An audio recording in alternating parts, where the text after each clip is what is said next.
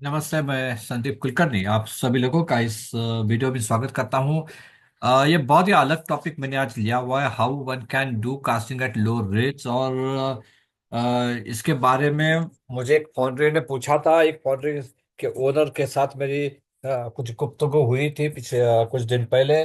और मुझे लगा कि शायद ये गुफ्तगू जो मैंने उस फाउंड्री ओनर के साथ में की है वो भी एक बार सब लोगों के सामने रख दूं, ताकि कुछ लोग जो इस डायलमा में है कि मैं क्या करूं, तो उस डायलमा से बाहर आने में उनको कुछ हेल्प मिलेगी।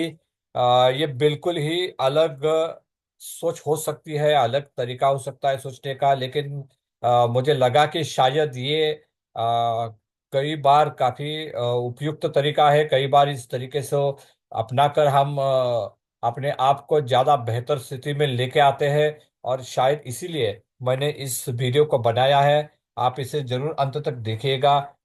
कई बार आपको शुरू के कुछ पॉइंट्स आपको अच्छे ना लगे, या आपको लगे कि शायद इस पॉइंट में दम नहीं है, फिर भी मैं आपसे गुजारिश करूंगा इस वीडियो को आखिर तक देखिएगा, क्योंकि आखिर तक के सारे पॉइंट्स बहुत अहम है।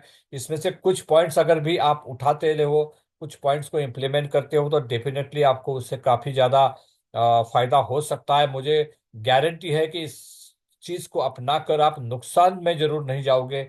आपका कोई लॉस नहीं होगा, इस बारे में मैं श्योर हूँ, गारंटेड हूँ। लेकिन इसे आपको अच्छी तरह से इम्प्लीमेंट करना बहुत जरूरी है। तो इस वीडियो को शुरू करते हैं, और मैं उम्मीद करता हूँ ये वीडियो आप अंत तक जरूर देखिएगा। लो रेट कास्टिंग इन फाउंड्री। तो फाउंड्री में ये सवाल था कि आप इतने लो रेट में कास्टिंग क्यों दे रहे हो, कैसे दे रहे हो। क्योंकि कई ऑर्डर्स हमने कुछ दिनों में लो रेट में मैंने सेटल किए। तो मुझे लगा कि ये जो टॉपिक है, इस टॉपिक के ऊपर मैं बात करूं, क्योंकि वो ओनर मुझसे पूछ रहे थे कि भाई साहब आप ने इसके पहले कई बार लो रेट में कास्टिंग्स को प्रोक्योर किया है, कई बार आपने लो रेट में काम किया, तो वो कैसे पॉसिबल है। वो क्या आपकी क्या थॉट प्रोसेस होती है, क्या किस तरह से आप इस कॉस्टिंग को मैनेज करते हो, क्या मुझे आप वो कॉस्टिंग दिखा सकते हो। तो वो सारी चीजें लेके मेरे पास आए थे। हालांकि मैंने मेरी कॉस्टिंग उनके साथ शेयर नहीं की, लेकिन मैंने कुछ इंपॉर्टेंट एस्पेक्ट, कुछ इंपॉर्टेंट गाइडलाइंस उनके सामने रखी थी, जो मैं आपके साथ ये भी यहाँ पर शेयर करने जा रहा हूँ। सबसे पहले तो आपको काम करना है कि दो चीजें होती है, एक तो वेरिएबल कॉस्ट होती है, फिक्स कॉस्ट होती है। तो आपको सबसे पहले तो वेरिएबल कॉस्ट के ऊपर काम करना है। ये शुरू कहाँ से हुआ ये भी मैं आपको बताऊंगा कि हम कुछ कंपोनेंट में हायर रेट्स के ऊपर काम कर रहे थे। तो हायर रेट्स मतलब जो रेट्स मार्केट के तौर पे थे उसके ऊपर काम कर रहे थे। हमने कुछ कोटेशंस दी थी, जो कोटेशंस हमने दी थी तो उसका कोई जवाब नहीं आया। बाद में जब हमने इंक्वायरी की तो ऐसा समझ में आया कि हमने एक्स रेट दिया हुआ है, तो जो कस्टमर है उसने उस कंपोनेंट को X-10 में किसी और फाउंड्री को दे दिया है। तो ये कुछ 3 4 5 बार जब हुआ तो हमें we have decided to enter, हमने खुद के बारे में, खुद के जो कॉस्टिंग है उसके बारे में सोचने का डिसीजन लिया। हमने अपने आप को फिर से एक बार अपने अपने कॉस्टिंग के ऊपर एक बार फिर से जो एनालिसिस है उसको करने की कोशिश की। तो हमें पता चला कि शायद हम इस कंपोनेंट को एक्स में भी दे सकते थे, लेकिन हमने एक्स प्लस कुछ अमाउंट दिया, और कस्टमर ने उस अमाउंट को फेल किया, क्योंकि उसे X-10 में वहां पर कास्टिंग मिल रहा था। तो फिर हमने सोचा कि शायद हम थोड़ा सा सेफर साइड में कॉस्टिंग दे रहे हैं, तो इसलिए हमने सोचा कि शायद हमें एक बार सोचने की जरूरत है कि क्या हम इस कॉस्टिंग को और ज्यादा ऑप्टिमाइज कर सकते हैं। तो जब हमने सोचा तो कई चीजें हमारे सामने आई, जो मैं आपके सामने यहाँ पर रखने जा रहा हूँ। सबसे पहले तो जो चार्ज मिक्स है उसका ऑप्टिमाइजेशन बहुत इंपॉर्टेंट है। कई बार हम एक नॉर्मल का चार्ज मिक्स लेके आगे बढ़ते हैं, उसे ऑप्टिमाइज करने की कोशिश नहीं करते हैं। वहां पर काफी ज्यादा हम फ्लेक्सिबिलिटी रखते हैं, काफी ज्यादा जो टॉलरेंस है वो रखते हैं। तो उसमें हमने काम किया, चार्ज मिक्स को थोड़ा सा ऑप्टिमाइज करने की कोशिश की। पावर कंजम्पशन जो होता है, तो वहां पर हमारा जो सोलर प्लांट था, तो वो उसका जो एडवांटेज है वो एडवांटेज हमने कुछ हद तक फाउंड्री में इस्तेमाल किया, वहां पर हमने काम किया।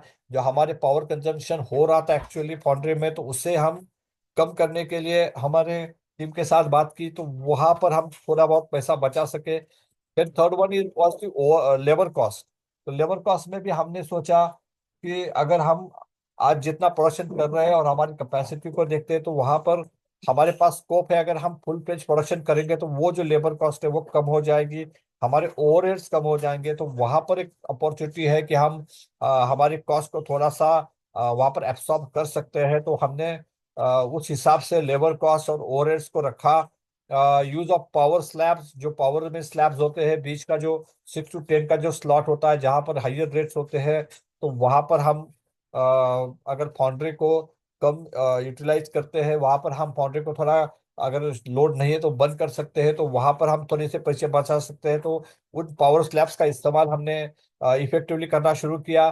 Then utilization of plant capacity, तो वो एक सबसे इंपॉर्टेंट फैक्टर हमारे सामने था कि अभी हम हमारे प्लांट कैपेसिटी को यूटिलाइजेशन नहीं कर पा रहे थे, जिससे हमारे ओवरहेड्स बढ़ रहे थे, पावर बढ़ रही थी, लेबर कॉस्ट बढ़ रही थी। तो वो जो यूटिलाइजेशन ऑफ प्लांट कैपेसिटी है उससे अगर हम करेंगे तो डेफिनेटली ये सारे कॉस्ट कम हो जाएंगे, जिसका बेनिफिट हमें मिलेगा। तो उससे हम कंसीडर किया। और इन सारी चीजों के करने के बाद हमारे ध्यान में आया कि हम कुछ हद तक वेरिएबल कॉस्ट को कम कर सकते हैं, अगर हम हमारी स्ट्रैटेजी को सही तरीके से डिफाइन करते हैं कि हमें करना क्या है। हमें आज अगर हम 300 टन कर रहे हैं तो हमें 500 टन की हमारी पूरी जो कैपेसिटी है उसे यूटिलाइज करना है। तो वो 200 टन जब हम लेने जा रहे हैं, तो वो 200 टन हम कहीं ना कहीं लो कॉस्ट में ले सकते हैं, ताकि जो 300 टन हम बना रहे हैं उसका भी प्रॉफिट बढ़े, उसकी ओवरहेड्स कम हो। और साथ ही में 200 टन आने के बाद ओवरऑल जो ओवरहेड्स है वो भी हमारे कम हो जाएंगे, ओवरऑल लेबर कॉस्ट कम हो जाएगी, ओवरऑल हमारी पावर कंजम्पशन कम हो जाएगी। तो इन सारी चीजों को ध्यान में रखते हुए हमने ये डिसीजन लिया कि शायद जो 200 टन हमें बनाना है, तो वहां पर हम थोड़ी बहुत लिबर्टी ले सकते हैं। और वो लिबर्टी लेके हम थोड़े से लोअर मार्जिन के ऊपर उन पार्ट्स को ले सकते हैं, ताकि हमारी जो कैपेसिटी यूटिलाइजेशन है वो जो कैपेसिटी यूटिलाइजेशन है वो पूरी हो जाए। तो एक स्ट्रैटेजी हम बना के आगे जा रहे थे। वो उसके लिए हम बॉटम लाइन कॉस्टिंग का इस्तेमाल करते हैं। ये बॉटम लाइन कॉस्टिंग बहुत इंपॉर्टेंट है, इसके बारे में मैं थोड़ा सा आगे जाके जरूर आपको बताऊंगा। Next one is uses of resources. हमारे पास फर्नेस है, मोल्डिंग मशीन है, शॉर्ट ब्लास्टिंग है, प्लांट है, पावर है, लेकिन अगर हम इसका इस्तेमाल नहीं करेंगे, आज नहीं करेंगे, 2 साल नहीं करेंगे, तो कहीं ना कहीं वो जो मशीन्स है, वो जो इक्विपमेंट्स है, वो रिसोर्सेस है, वो पुरानी हो जाएंगी। उसका डिप्रिसिएशन तो चालू है, लेकिन वो मशीन का यूटिलाइजेशन हम नहीं कर रहे हैं, तो कहीं ना कहीं वो हमारे लिए काफी घातक है।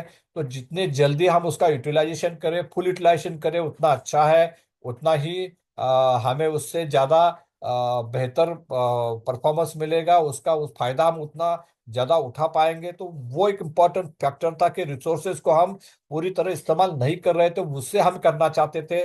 और उसीलिए हमने जो स्ट्रैटेजी बनाई थी बॉटम लाइन कॉस्टिंग की, उसे हमने इम्प्लीमेंट किया। यहाँ पर मैं एक बात बताना चाहता हूँ कि बॉटम लाइन कॉस्टिंग का जो फंडा है, उसमें हम वेरिएबल कॉस्ट को 100% यूटिलाइज करते हैं।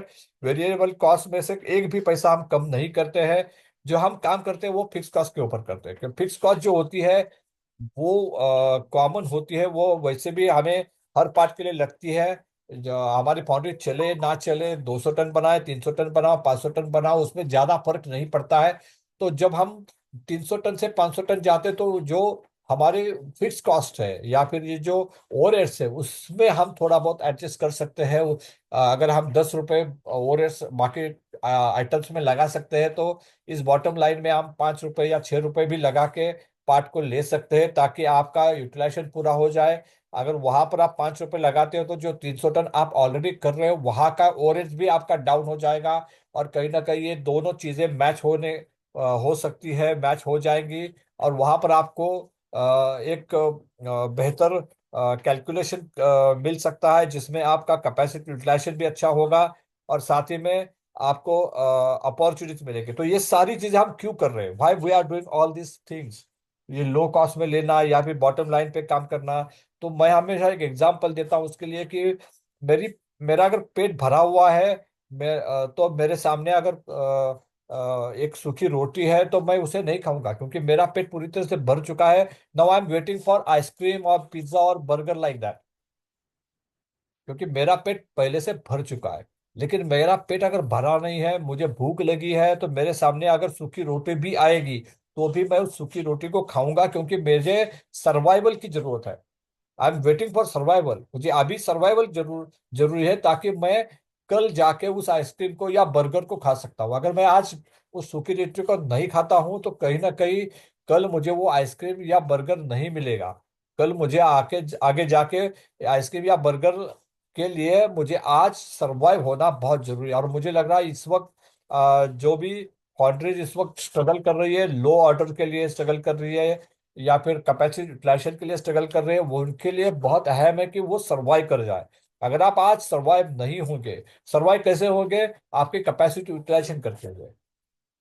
अगर आप कैपेसिटी यूटिलाइजेशन नहीं करोगे तो सरवाइव नहीं होंगे। आप कम कैपेसिटी यूटिलाइजेशन के ऊपर आपको ज्यादा दिन सरवाइव करने का मौका नहीं मिलेगा। इसलिए आपको अगर सरवाइव होना है तो आप कुछ हद तक बॉटम लाइन कॉस्टिंग लेके आगे चाहिए। आप सरवाइव हो जाइए, आपका फैक्ट्री का ग्रोथ कीजिए।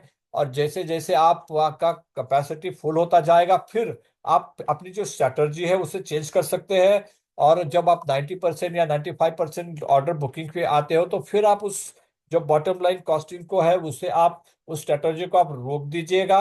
और जो आगे आने वाले 10% है, 20% है, या फिर 110 120% तक आपको जाना है, तो वो जो पार्ट्स आप लेने वाले हो वहां पर आप हाई प्रॉफिट आइटम ले सकते हो। और धीरे धीरे जो आपके बॉटम आइटम है उसमें आप इंप्रूवमेंट कर सकते हो। चाहे आप वेट रिडक्शन रिडक्शन कर सकते हो, यील्ड इंप्रूवमेंट कर सकते हो, आपका ओवरऑल लेबर कॉस्ट कम कर सकते हो, पावर कंजम्पशन कम कर सकते हो। उस तरह से उस पार्ट को या तो आप प्रॉफिट में ला सकते हो, ज्यादा बेहतर प्रॉफिट में ला सकते हो, या फिर धीरे धीरे जैसे आपके प्रॉफिट आइटम बढ़ते जाएंगे वैसे वो लो प्रॉफिट के आइटम को आप कम भी कर सकते हो। तो वहां पर आपको ये अपॉर्चुनिटी तब मिलेगी जब आपका पेट पूरा भरा होगा, तब आपके पास चॉइस रहेगा कि मैं ये करूं या वो करूं।